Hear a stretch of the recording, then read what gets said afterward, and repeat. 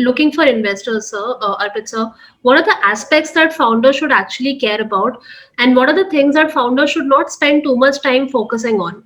Like, since you were discussing about, how sometimes founders enter into really bad term sheets.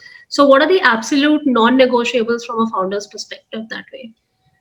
If we could actually delve into this. Yeah. So, I've been on both sides. Like, I've been actually on the side where, we were as lawyers negotiating a term sheet. And when I look in hindsight, a lot of points we were making were irrelevant. Now, when I'm looking from a founder perspective, understanding the law, a lot of things are actually not relevant at all. Uh, but some things are really disastrous. Like we got one term sheet in Sign Z, which where there was a clause that if you grow by 10x of the valuation you're today, then the investors have a right to sell your company or get it acquired. Okay. And I think when you're early, you're also sometimes very desperate. Yep. From their investors' perspective, for them it is a standard clause. In fact, they said that almost every round that they sign, they have this, and they said no one ever objected to it because they were very very early stage investors, and possibly at that early stage you kind of just feel if I grow 10x tomorrow, that's in any case a very good scenario. Why worry about it? Yeah. But I think it's the opposite. You need to think exactly the opposite, and that's what I spoke to them also, and we of course rejected that term sheet because they were not ready to back down on it. That if if things are going well at that point of time, also you need certain protections. Yeah. When things are going really bad, I think that is when you should not actually stress too much on the legal clauses. If things are going bad, in any case, there is no value left for you. There is no value left for the investor. So if let's say today there's a company whose value is 100 million, and if we say tomorrow the value is going to be 5 million, or in a bad situation very less, then discussing the legalities on it does not make too much sense as a founder. What makes more sense is if you're doing well, if you're growing. In that case, what are the restrictions that may come on you? That you should negotiate, that you should discuss out. That is something you should fight over. The second thing, I have seen a lot of people uh, putting in their term sheets as investors is this tranche investment, and I've never understood it. So how it typically works is that an investor will give you a term sheet saying that I'm valuing you, for example, at 20 million, right?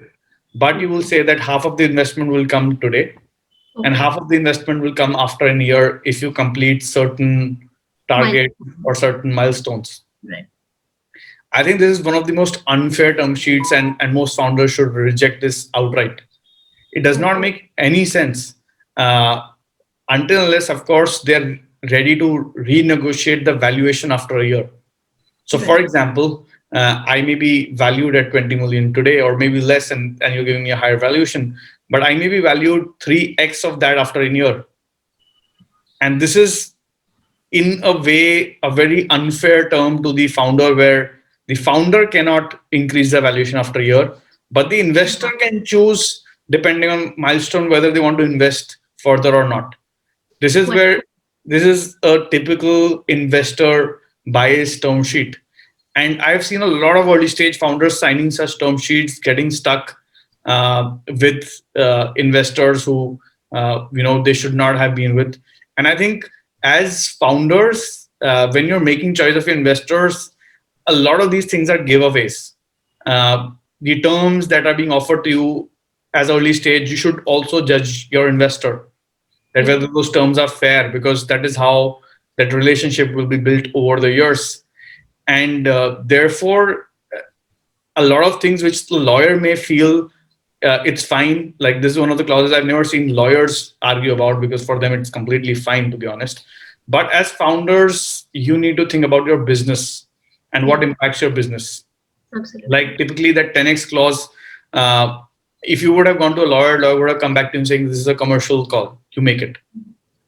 And therefore, my view is that at term sheet you don't need a lawyer. You need a mentor. You need to someone to tell you that this is not a standard term. Don't Right. agree to it. I knew it because I'd been dealing with a lot of term sheets in my past, and I could have I had an understanding that this is not normal. But you need somebody like that to come and tell you this is not normal. The investor is being unfair to you. And I mean, we can keep talking about it. Of course, we have a limited Yeah.